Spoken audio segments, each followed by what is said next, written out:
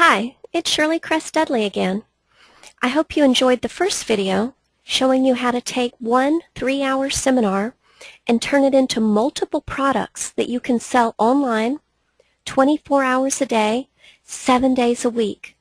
Once you get beyond the working by the hour, it really makes a difference in your productivity and in your income. Now, if you haven't watched the first video, go back to the homepage, SaveTheShrink.com, and sign up. And that way you'll be one of the first to know when the third video comes out. And also, I really appreciate the comments that you've left below the first video. And if you have any comments or questions today, go on ahead and leave them right under this video at the bottom, or you can also leave them Facebook, Twitter, or by email. But I'm really glad that you're finding it helpful and that you're participating by leaving comments. So, in the last video so far, we've covered a way to create multiple products from one seminar. But that one 3-hour seminar isn't going to be enough to create a full-time business and pay all the bills. You're going to need more than one item to sell. In the next video, you're going to learn how to create your online business from start to finish and skip the huge learning curve I had, which was over 6 years of figuring out what works and what doesn't work. Now, after the first video, I received a question by email, and I really appreciate it. The question was, once you have several things to offer and sell online, how do you get customers?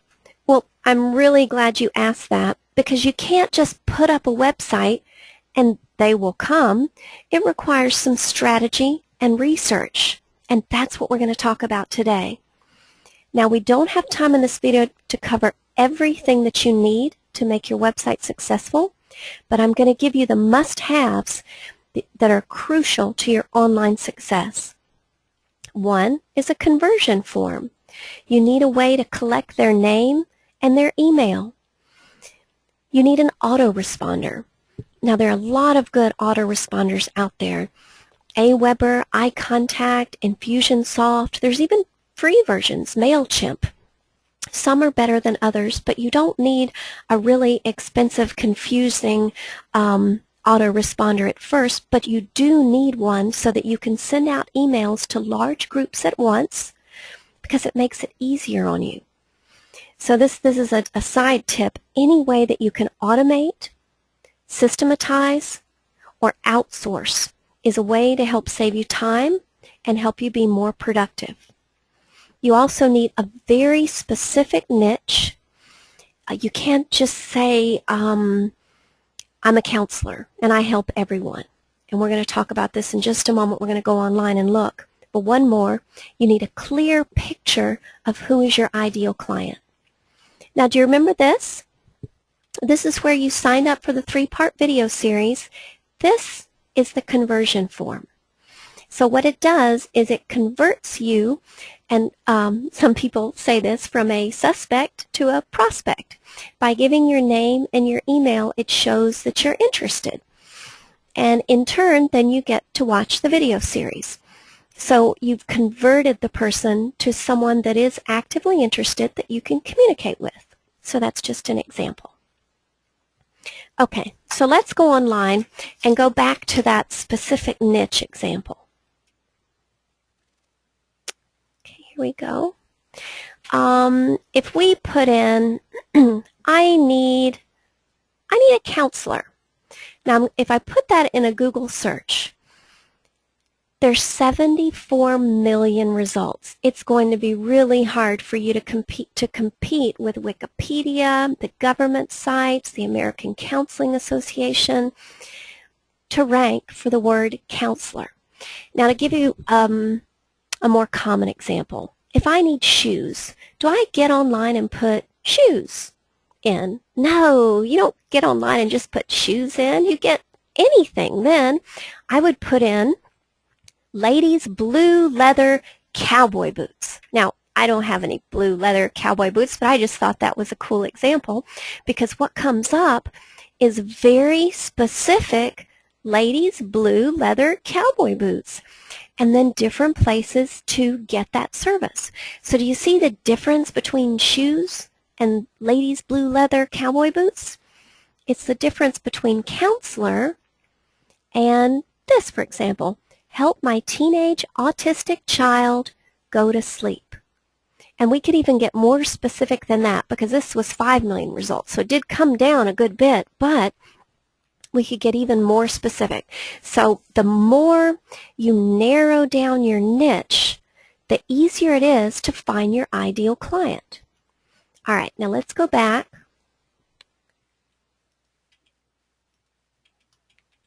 Come on.